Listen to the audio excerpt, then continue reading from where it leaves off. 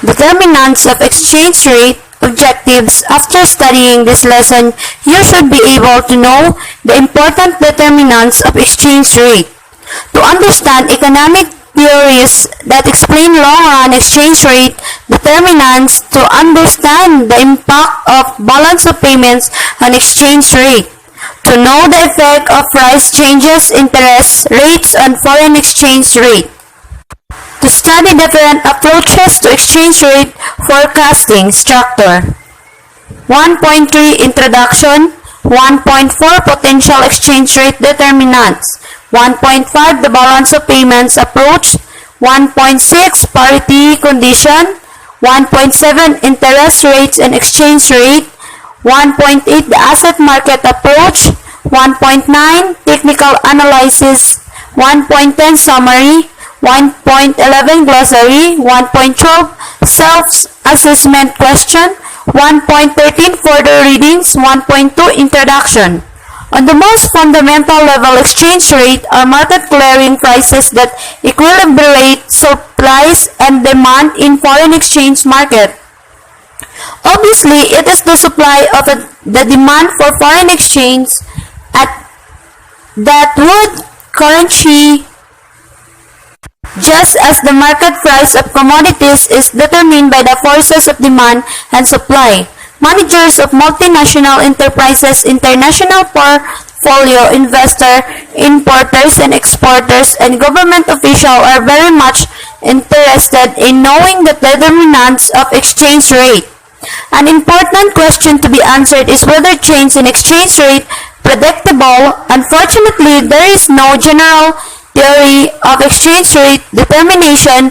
Instead, they are economic theories called parity condition that attempt to explain long-run exchange rate determinants. Numerous other variables appear to explain short and medium-run exchange rate determinants. A major problem is that the same set of determinants does not explain rates for all countries at all times or even for the same countries at all times.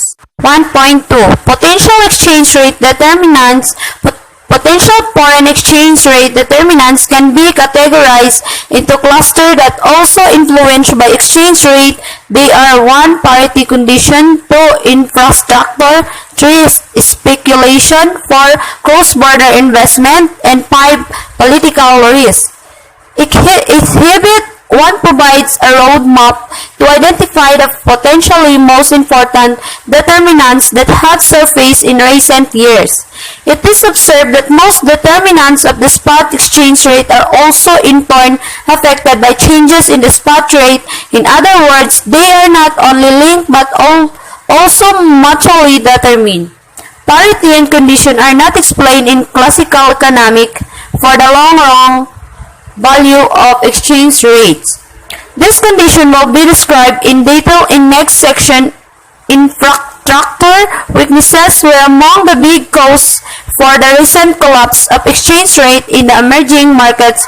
On the other hand, infrastructure's strength help explain why the US dollar continues to be strong despite record balance of payments deficit and current amount. Exhibit 1 Potential foreign exchange rate determinants. Parity condition. 1. Relative inflation rates forecasting power parity. 2. Relative interest rates, Fisher effect, and real interest differentials. 3. Forward exchange rate. 4. Exchange rate regimes, fixed versus flexible rates. 5. Official monetary reserves infrastructure. 1. Strength of banking system. 2. Strength of securities market. 3. Outlook for growth and profitability speculation. 1. Currencies. 2. Securities. 3.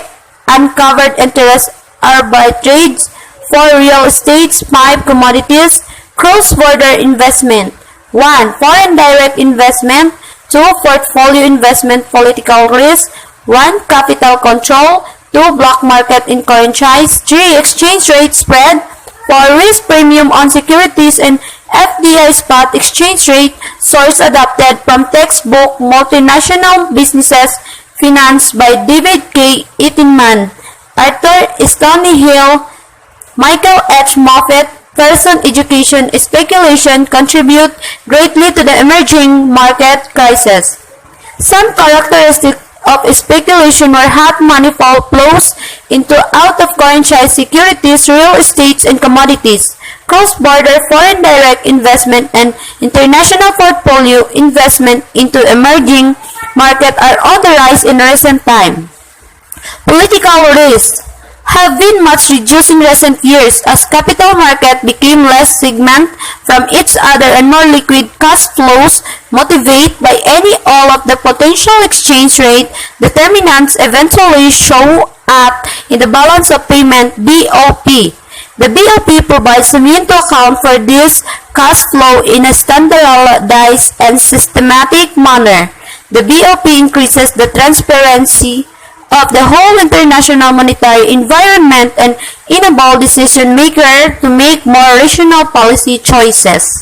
3. Balance of payments approach. The International Monetary Funds defines the BOP as a statistical statement that systematically summarizes for a specific time period the economic transaction of an economic with the rest of the world. BOP data measured economic transaction include export and imports of goods and services, income flows, capital flows, and give similar one-sided transfer payments.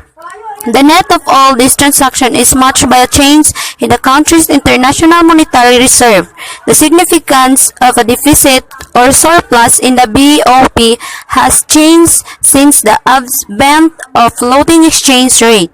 Traditionally, BOP measured were used as evidence of pressure led to governmental transactions that were compensatory in a nature forced on the government by its need to settle the deficit or face a devaluation. Exchange rate impact. The relationship between the BOP and exchange rate can be illustrated by use of a simplified equation that summarizes BOP data. BOP equals X minus M plus CI minus CO plus FI minus FO plus FXB, where X is export of goods and services, M is imports of goods and services, XM is known as current account balance, CI is capital outflows, CO capital outflows, CI and CO is known as capital accounts balance. FI is the financial inflows. FO is financial outflows. FI and FO is known as financial account balance. FXB is official monetary reserve, such as foreign exchange and gold. The effect of an imbalance in the BOP of a country work somewhat differently depending on whether that country has fixed exchange rates, floating exchange rate, or managed exchange rate system. A. Fixed exchange rate countries under a fixed exchange rate system, the government bears the responsibility to ensure a BOP near zero. If the sum of the current and capital account does not approximate zero, the government is affected to intervene in the foreign exchange market by buying or selling official foreign exchange reserves. If the sum of the first two accounts is greater than zero, a surplus demand for the domestic currency exists in the world. To preserve the fixed exchange rate, the government must then intervene in the foreign exchange market and sell domestic currency for foreign currencies or gold so as to bring the BOP back near zero. If the sum of the current and capital accounts is negative, an exchange supply of the domestic currency exists in world market, then the government must intervene by buying the domestic currency with its reserve for currencies and gold. It is obviously important for a government to maintain significant foreign exchange reserve balances to allow it to intervene effectively. If the country runs out of foreign exchange reserve, it will be unable to buy back its domestic currency and will be forced to devalue for fixed exchange rate countries. Then business managers use balance of payments statistic to help forecast devaluation or revaluation of the official exchange rate normally, and change in fixed exchange rates is technically called devaluation or revaluation, while a change in floating exchange rate is called either depreciation or appreciation. B. Floating exchange rate countries. Under a floating exchange rate system, the government of a county has no responsibility to peg the foreign exchange rate. The fact that the current and capital account balances do not sum to zero will automatically, in the theory, alter the exchange rate in the direction necessary to obtain and BOP near zero. For example, a country running a sizable current account deficit with a capital and financial account balance of zero will have a net BOP deficit. An excess supply of the domestic currency will appear on world markets. As is the case with all goods in excess supply, the market will rid itself of the imbalance by lowering the price. Thus, the domestic currency will fall in value and the BOP will move back towards zero. Exchange rate markets do not always follow this theory, particularly in the short to intermediate term. See managed float.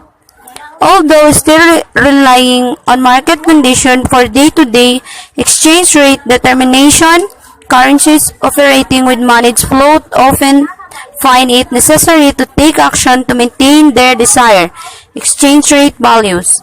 They therefore seek to alter the market's valuation of a specific exchange rate by influencing the motivation of market activity rather than through directly intervention in the foreign exchange market.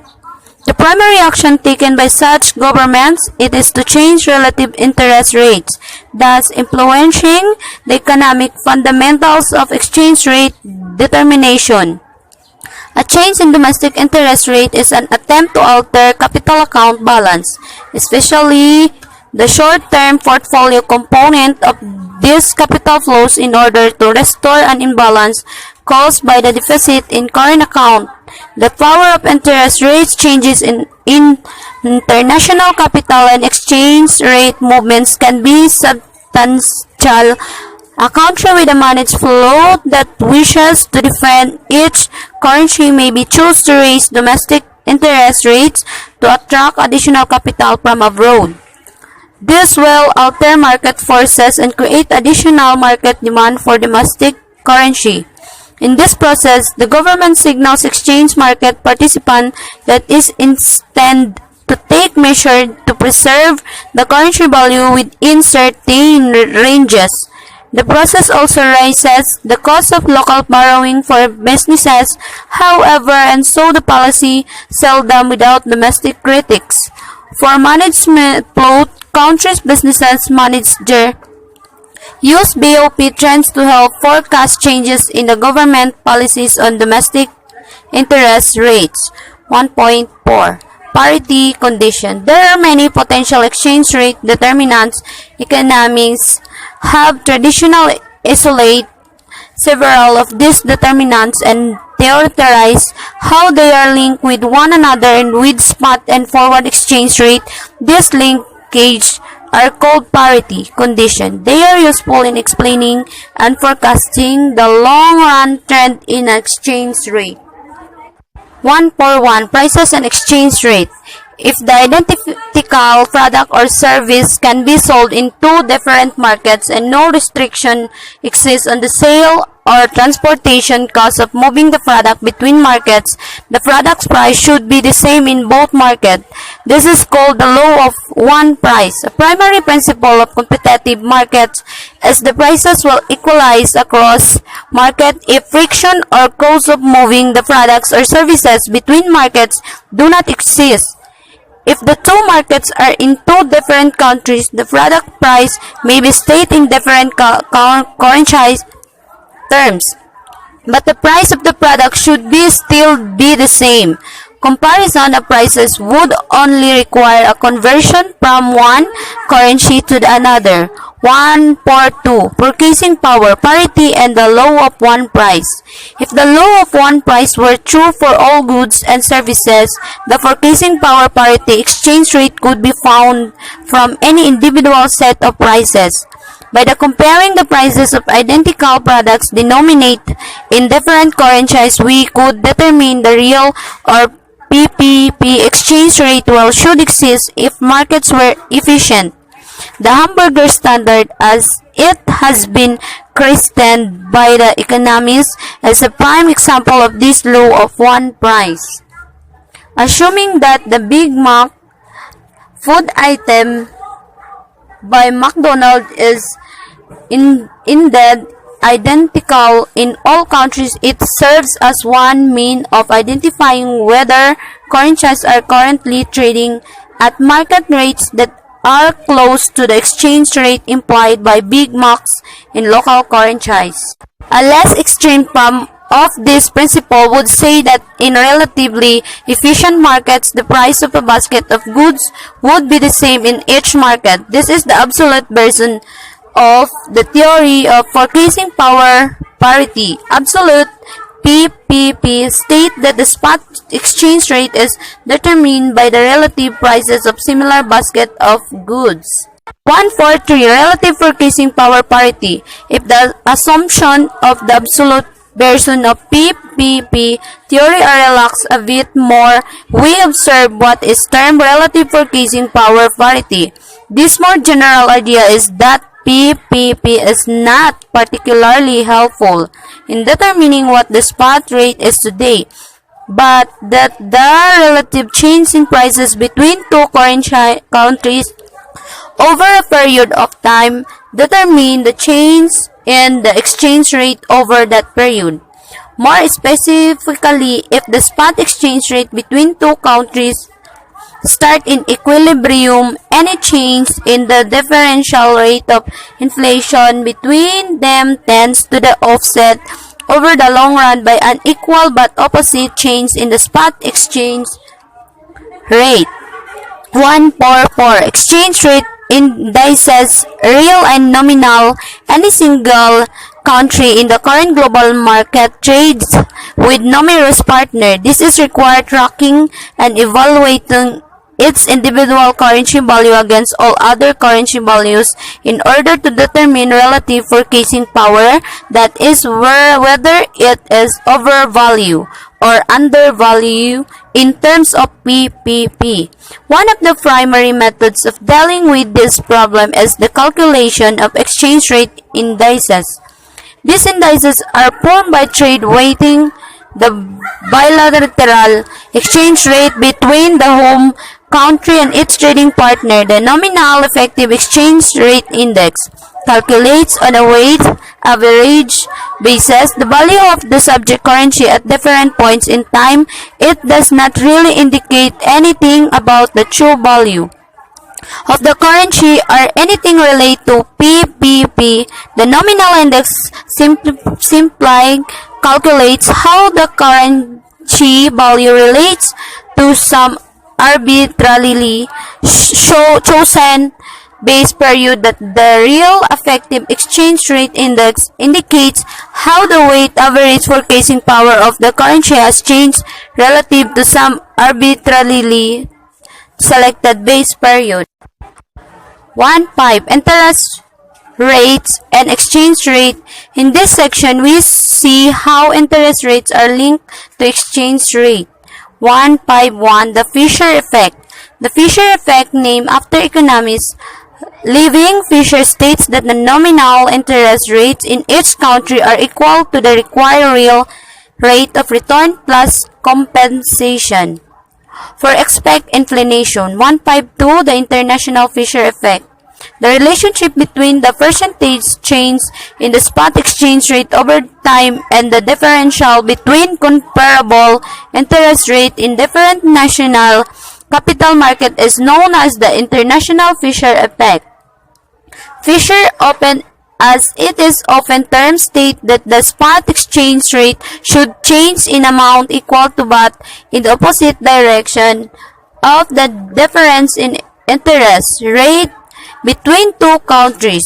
Empirical tests lend some support to the relationship postulated by the international Fisher effect, although considerable short-run deviation occurs. However, a more serious criticism has been posed by recent studies that suggest the existence of a foreign exchange rate premium for major currencies. Also, speculation in uncovered interest arbitrage such as carry trade creates distortion in current markets. The expect change in exchange rate might be consistently more than the difference in interest rates. 153. Interest rate parity. The theory of interest rate parity IRP provides the linkage between the foreign exchange market and the international money markets. The theory states that the difference in the national interest rates for securities of similar risk and maturity should be equal to but opposite in sign to the forward rate discount or premium for the foreign currency except for transaction costs. 154. Covered interest arbitrage. The spot and forward exchange market are not, however, constantly in the state of equilibrium described by interest rate parity. When the market is not equilibrium, the potential for reckless or arbitrage profit exists. The arbitrator who recognizes such an imbalance would move to take advantage of this equilibrium by investing in whichever currency offered a higher return on a covered basis. This is called covered interest arbitrage, CIA. 155. Forward rates as an unbasis predictor of the future spot rate. Some forecasters believe that for the major floating currencies, foreign exchange market are efficient, and the forward exchange rate are unbaseable predictor of future spot exchange rate. Intuitively, this means that the distribution of possible actual spot rates in the future is centered on the forward rate. The forward exchange rate being an unbasis predictor does not, however, mean that the future spot rate will actually be equal to what the forward rate predicts. Unbased prediction is simply means that the forward rate will on average overestimate and underestimate the actual future spot rate in equal frequency and degree. The forward rate may in fact never actually equal the future spot rate. 1.6. The asset of approach. Along with the BOP approach to long-term foreign exchange rate determination, there is an alternative approach to exchange rate forecasting called the asset market approach. The asset approach to forecasting suggests that whether foreigners are willing to hold claims in monetary form depends partly on relative real interest rates and partly on a country's outlook for economic growth and profitability. For example, during the period 1981 to 1985, the US dollar strengthened despite growing current account deficit. This strength was due partly to relatively high real interest rates in the US.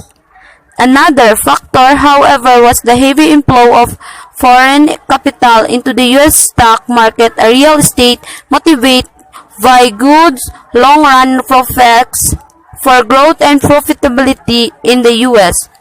1.7. Technical analysis. Technical analysis traditionally referred to a chartist focus on price and volume data to determine fast trend that the expected to continue into the future. The single most important elements of time series analysis is that future exchange rate are based on the current exchange rate. Exchange rate movements like equity price movements can be subdivided into periods.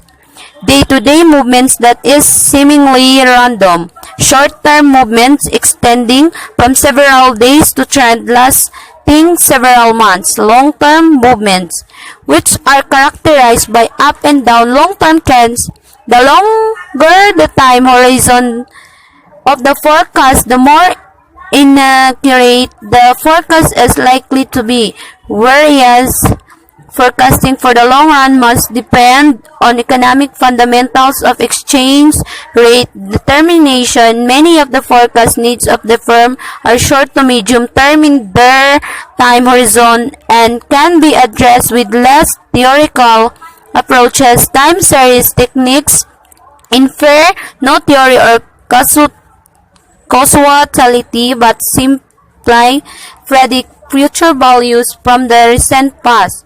Forecaster freely mix fundamental and technical analysis, presumably because in forecasting getting close is all the accounts exhibit to summarize the various forecasting period regimes and the preferred methodologies exhibit to exchange rate forecasting in practice. Forecast period regime, recommended forecast method, short run, fixed rate. 1. Assume the fixed rate and maintain. 2. Indication of stress on fixed rate. 3. Capital control black market rate. 4. Indicators of government capability to maintain fixed rate. 5. Changes in official foreign currency reserve floating rate. 1. Technical method that capture trend. 2. Forward rate as forecast. A. 30 days assume a random walk. B. 30 to 90 days forward rates. C. 90 to 360 days combined trend with fundamental analysis. 3. Fundamental analysis of inflationary concern. 4. Government declaration and agreements regarding exchange rate goals. 5. Cooperative agreement with other countries. Long run, fixed rate. 1. Fundamental analysis. 2. BOP management. 3. Ability to control domestic inflation. 4. Ability to generate hard currency reserve to use for intervention. 5. Ability to run trade supplies floating rate. 1. Focus on inflationary fundamentals and PPP. 2. Indicators of general economic health such as economic growth and stability. 3. Technical analysis of long-term trend. New research indicates possibility of long-term technical waves. 8. Summary. Exchange rate in a floating rate system is determined by the demand and supply forces. The higher the demand of lowers the supply, the greater the value of the currency in the spot foreign exchange market. There are different theories explaining the exchange rate behavior, while the balance of payment theory stresses on the current account and the capital account behavior influencing the exchange rate. The monetary theories emphasize on the demand and supply of money being the main force behind exchange rate behavior. Some forecasters believe that for the major floating currencies, foreign exchange markets are efficient and forward exchange rates are unbiased predictor of future spot exchange rate. The asset approach for forecasting suggests that whether foreigners are willing to hold claims in monetary form depends partly on relative real interest rates and partly on a country's outlook for economic growth and profitability. The factors influencing the exchange rate are primarily the inflation rate and interest rate differentials. In the forward market, it is the interest rate parity theory that explains exchange rate determination. 1.9 Glossary. Balance of payments, a financial statement summarizing the flow of goods, services, and investment funds between resident of the given country and resident of the rest of the world. The capital account, a section of the balance of payments accounts. Under the revised format of the IMF, the capital account measures capital transfer and the acquisition and disposal of non-produced and non-financial assets, covering a transaction in the forward foreign exchange market or money market, which protects the value of future cash flows. Current account, in the balance of payment, the net flow of goods, services, and unilateral transfers such as gift between country and all foreign countries. Devaluation, a drop in the spot foreign exchange value of a currency that is pledged to other currencies or to gold. Flexible exchange rates. The opposite of fixed exchange rate is adjusted periodically by the country's monetary authorities in accordance with their judgment and or an external set of economic indicators. Floating exchange rate. Foreign exchange rate determined by the demand and supply in an open market that is presumably free of government interference. Revaluation. A rise in the foreign exchange value of a currency that is fetched to other currencies or gold, also called appreciation. 110. Self-assessment question. 1. What are the important foreign exchange rate determinants? Describe briefly each of them. 2. Define balance of payment, BOP, what it is significance in foreign exchange rate determination. 3. What are parity conditions? Explain the linkage of prices, interest rates, and exchange rate in equilibrium. 4. Describe purchasing power parity and the law of one price. 5. Explain briefly A. Interest rate parity, B. Covered interest arbitrage. 1.11 Further readings. 6. Alan C. Chaperu. Multinational Financial Management 2002, Prentice Hall of India, New Delhi. 7. K. Dewitt, Modern Economic Theory 2006, S. Chan and Company Ltd, New Delhi. 8. Branches Seronilam, International Economics Data McGraw-Hill, Poe Ltd, New Delhi. 9. Ian H. GD, Global Financial Markets, AITBS, Publisher and Distributors, New Delhi. 10. C. Jibanandam, Foreign Exchange Practice Concepts, Sultan Chan and Sons, Delhi. Lesson 3. Exchange Control Objects. After studying this lesson, you should be able to understand why countries impose exchange control, to know types of currency control measures followed by various countries, to study the impact of exchange control on economic environment. 114 Introduction. 115 Possible causes or exchange control. 1.3 Method of exchange control. 1.4 Forms of exchange control. 1.5 Summary. 1.6 Glossary. 1.7 Self-assessment question. 1.8 Further readings. 1.3 Introduction. Exchange control, like currency devaluation, form of a part of expenditure switching policy package because they too, like devaluation, aim at directing domestic spending away from foreign supplies and investment. Exchange control to try divert domestic spending into consumption of domestically produced goods and services on the one hand and into domestic investment on the other. Exchange control represent the most drastic means of BOP adjustment. A full-fledged system of exchange control establishes a complete government control over the foreign exchange market of the country. Foreign exchange earned from export and other sources must be surrendered to the government authorized. The available supply of foreign exchange is then allocated among the various buyers, importers, according to the criterion of national needs and established priorities. From a purely BOP standpoint, the sole purpose of exchange control is to ration out the available supply of foreign exchange in accordance with national interests. There are also a variety of milder forms of exchange control which merely limit certain sources of demand for foreign exchange. Thereby, they try to minimize their pressure on the BOP deficit. For example, a country may restrict foreign tourism or foreign study by the national of the country in order to save foreign exchange. Similarly, domestic residents may restrict some of the capital transfer abroad against to conserve scarce foreign exchange. Partial exchange control, such as this, may be scrapped if a more basic improvement in the foreign exchange earning has occurred.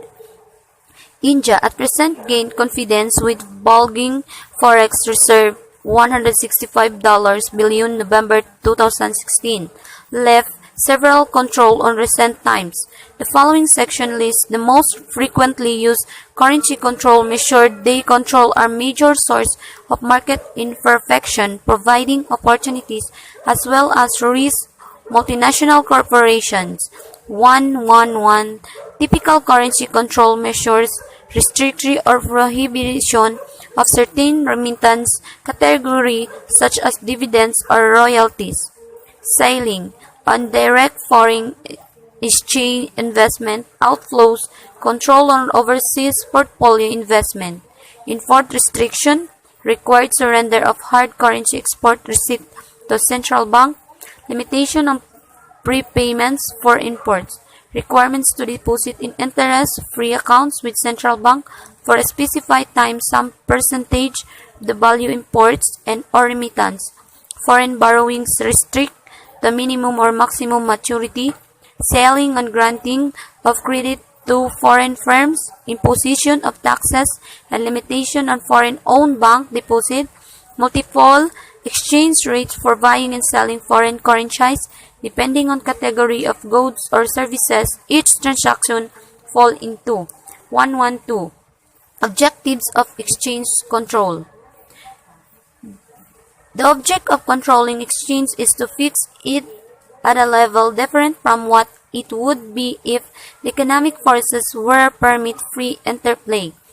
The objective of exchange control may be A. To correct a serious imbalance in the economy of the country relatively to the outside world, or B. To conserve the country's gold reserves which are being depleted, or C. To correct persistently adverse balance of payments, or D. To prevent a flight of capital from the country, or E. To conserve foreign exchange reserves for large payment abroad, or F. To maintain stable exchange rate, or G. To ensure growth with stability, and so on. In all these circumstances, a free exchange would be either embarrassing or prejudicial to the object in view. Exchange control becomes an imperative necessity. 1-2. Possible courses of exchange control.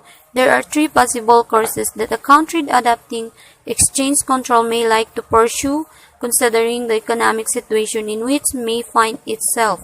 1. It may like to undervalue or depreciate currency, or 2. It may decide on overvaluation, or 3. It may decide to avoid fluctuation and maintain a stable rate. Let us consider when and with what consequences each of these courses may be adopted. 1. Undervaluation. Undervaluation is advocate for curing depression when a country decided on undervaluation or depreciation, i.e. fixing a rate lower than it would be in a free exchange market. Export are stimulated and imports are discouraged. It will give stimulus to export industries, and domestic industries will also benefit because imports have been discouraged. Thus, undervaluation will increase economic activity in the country, add to the total output (GNP), and will create more employment.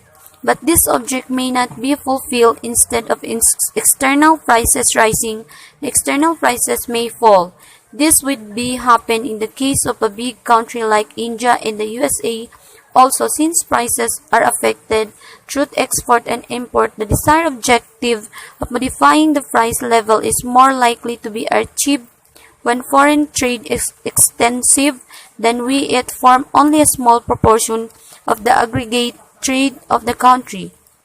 The policy of undervaluation is more suitable for a country whose export consists of foodstuff and raw materials, for during depression prices of these goods are depressed to a greater extent. Since, however, undervaluation will make the export there the purchasing power of the producer or raw materials and foodstuff will be reduced, but is considered more advantageous to prevent a fall in the prices of goods it has to sell than to prevent a rise in those which it has to buy.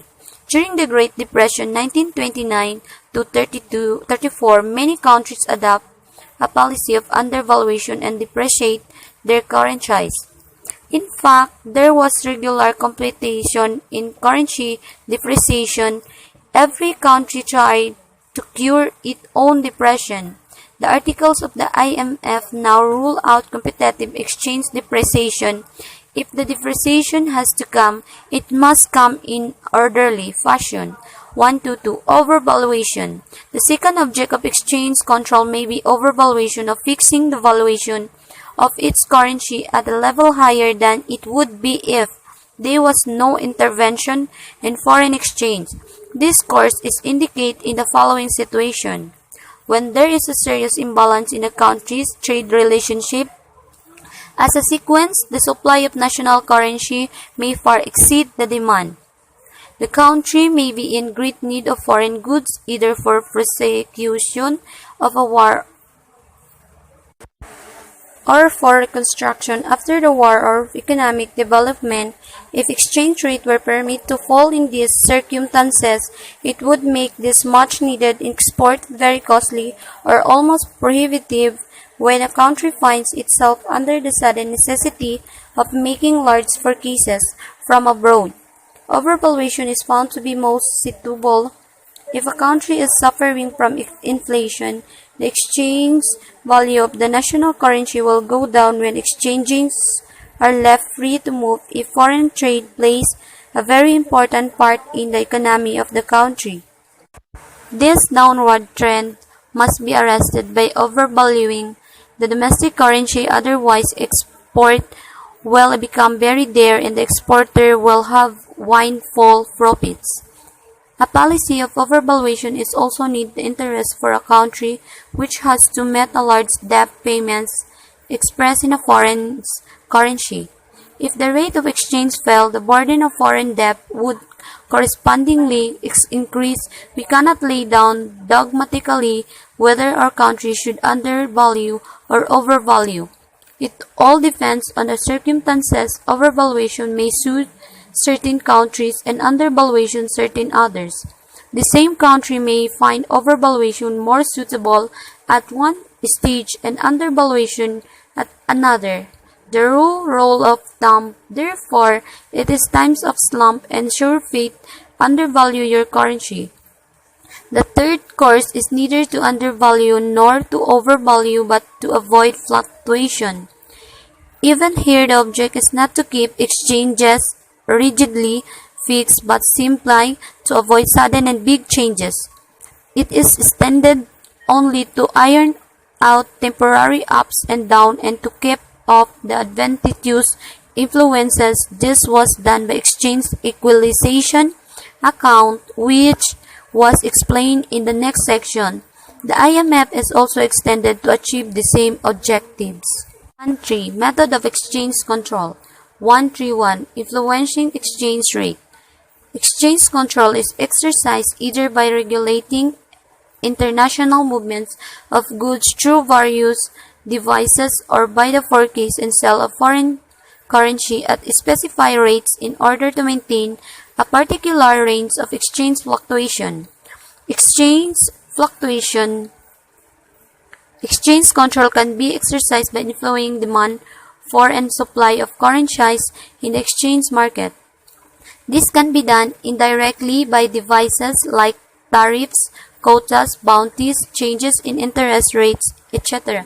Imposition of import duties and of import quotas will reduce imports, cut down the demand for foreign currency, lower its value or raise the value of the domestic currency. Export duties, which are not so common, will have the opposite effect. Bounties affect the other way about. Export bounty will erase an export bounty which exists nowhere, will lower the value of the home currency. A rise in the interest rates attracts funds from abroad, increases demand for domestic currency and raises its value and vice versa. But these are the way in which exchange is influenced are not controlled. The effect of such devices can be offset by similar devices adopted by rival nations. These measures are not necessarily adopted for controlling exchange, are not sufficiently strong to bring rates of exchange under effective control. Hence, more direct methods have to be adopted. 132. Controlling exchange rate. There are two methods generally adopted for controlling exchange. A. Intervention. In this case, the government enter the exchange market either to purchase or to sell foreign exchange in order to bring the rate up or down to the desired level. This method has been called intervention and leads to exchange hedging, described in next section. B. Restriction. In this case, the government can prevent the existing demand for or supply of the country in which they are interested from reaching the exchange market. This method has been called restriction. The second method has been more popular because intervention proved a weak weapon and was also expensive. 133. Exchange control proper. Exchange restriction is exchange control proper. For these three things are done. A. All foreign dealings are centralized, usually in the central bank. B. The national currency cannot be offered for exchange without previous permission. And C. It is made criminal offense to enter into unauthorized foreign exchange transaction.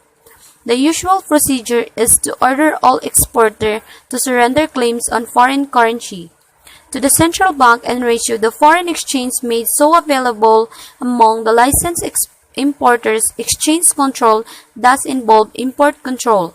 Up to 1939, Germany was a pioneer in the method of exchange control, although exchange control was adopted in several other European countries also during the Great Depression.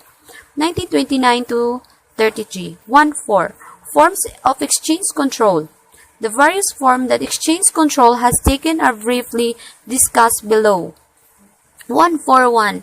Exchange hedging. This device is usually adopted during war in order to minimize exchange fluctuation. The international value of currency may depreciate due to the inflation, but the government may seek to keep its external value of higher level than the warranted by the purchasing power parity in order to facilitate international transaction. England during First World War and again in the Second World War adopt the method between 1916 and 1919. The sterling was kept artificially hedged at $4.765, a value which was higher than the real value. The sterling. This was done by raising loans in America and through these funds purchasing exchange in London at the above rate. Success in exchange hedging evidently depends on the resources at command of the nation. Exchange hedging can iron out more or less sporadic and adventitious fluctuation and cannot avoid fundamental changes in the equilibrium rates of exchange. 142. Exchange equalization account. Exchange funds were the outgrowth of the transformation of the International Gold Standard Convention into an international gold settlement system under which gold came to be used as a balancing item in international trade. After the suspension of the gold standard in 1931 by England, they again arose the necessity of preventing violent exchange fluctuation. For this purpose, the device of the exchange equalization account or exchange stabilization fund was utilized. An exchange stabilization fund is a collection of assets segregated under a central control for the purpose of intervention in the exchange market to prevent undesirable fluctuation in exchange rate. Foreign currency was purchased or sold as the necessity arose with the help of this fund, and thus exchange was kept within a narrow range in the face of uncertain movements of short-term funds into and out of England. The fund is not used to prevent long-term adjustment in the value of the currency concerned.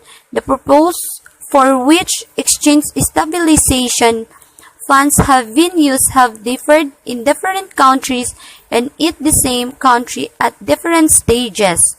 The aim of British exchange equalization account was designed without resisting general trends to iron out undue fluctuation in the exchanges caused by erratic movements of capital and the disturbing activities of the speculators. Gradually, The object of the fund was extended and it was used to combat seasonal exchange fluctuation. The major purpose of other exchange fund was to establish and define appropriate exchange level, i.e. to resist general trends in exchange rate. In a general way, we can say that the main purposes of such fund are 1. To iron out short-term fluctuation in the rates of exchange, and 2.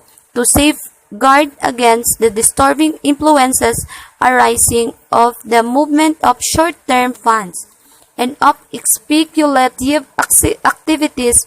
Continually fluctuating exchanges seriously hamper trade. The fund is therefore meant to facilitate the smooth course of foreign trade. By similar devices, the dollar sterling rate was maintained at L1 equal $4.03 during World War. 143. Other exchange control devices. Strictly speaking, the term exchange control is applied to several devices, most of which were first introduced in Germany during the Nazi regime. Later, other countries also adopted some of them. Such devices: A. Clearing agreements, B. Standstill agreements, C. Transfer moratoria, D. Block accounts, A. Clearing agreements under clearing agreements between two countries. Importers in both countries pay into account at their respective central bank the forecast price of the goods imported. This money is then used to pay off exporters. The rate between the currencies is usually fixed by the term of agreement. The object is regulate imports according to the wishes of the government to ensure equilibrium in the balance of payments and to prevent uncertainties of fluctuating exchanges. The system tends to encourage bilateral trade at the expense of multilateral trade, thus has restrictive effect on international trade. On the other hand, it discourages dumping and currency depreciation. On the whole, the system stands condemned except under special circumstances of a war or as temporary measure to tide over a period this equilibrium in countries' balance of payments until the basic causes of such a disequilibrium have been removed. B. Standstill agreement. A standstill agreement is a device to prevent movement of capital through of moratorium on outstanding short-term foreign debts of a country and to give her time to put her house in order. Either the short-term debt is converted into a long-term debt or provision is made for its gradual prepayment. This advice was used in Germany after the crisis of 1931. C. Transferred moratoria. It is another device of the same kind. Under this system, importers or other pays their foreign debts in their domestic currency to a specified authority. When the moratorium is concluded, these funds are remitted abroad. A foreign creator is sometimes allowed to use his funds in the country, imposing the moratorium in a way specified by the government. D. Block accounts. This springs from the previously considered two devices of standstill agreement and transfer moratoria. When foreign debt paid in domestic currency to the central bank cannot be remitted abroad without the permission of the government, block accounts are said to arise since ideal funds in the country lead to construction of credit. The foreign creditors are not altogether prevented from using them, but they had to be used in manner prescribed by the government. Usually they are allowed to be sold in the open market. In most cases, they are sold at a heavy discount. 1.8 Summary.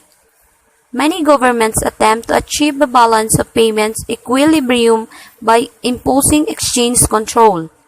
Exchange control have become a way of life in most developing countries. Nations with overvalued currencies ration foreign exchange, while countries facing revaluation may restrict capital inflows.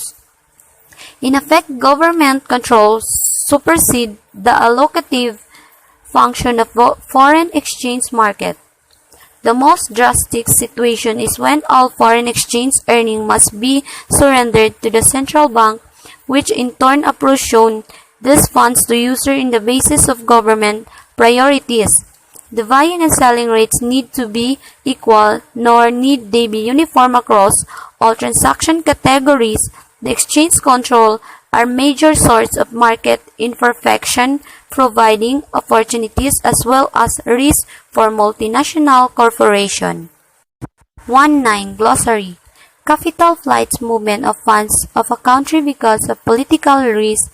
Capital mobility, the degree to which private capital moves freely from country to country, seeking the most promising investment opportunities.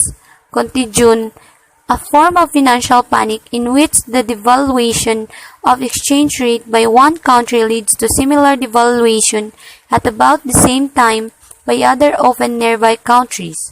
Freely floating exchange rate.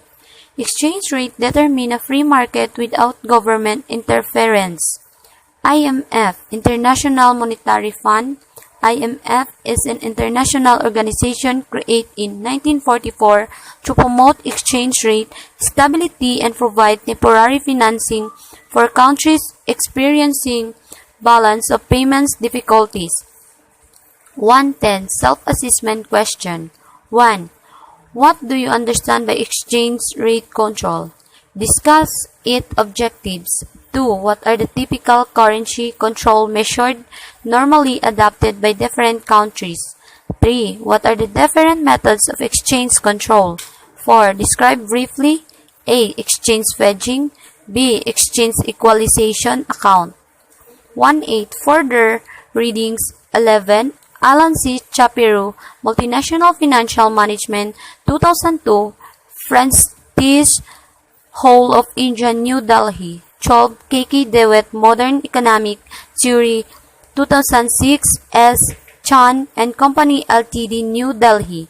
13. Francis Ceronilam, International Economics, Tata McGraw-Hill, Pub Ltd, New Delhi.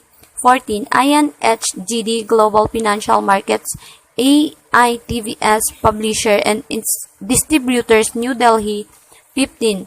C. Jivanandam, Foreign Exchange Practice Concepts, Sultan Chan and Sons, New Delhi.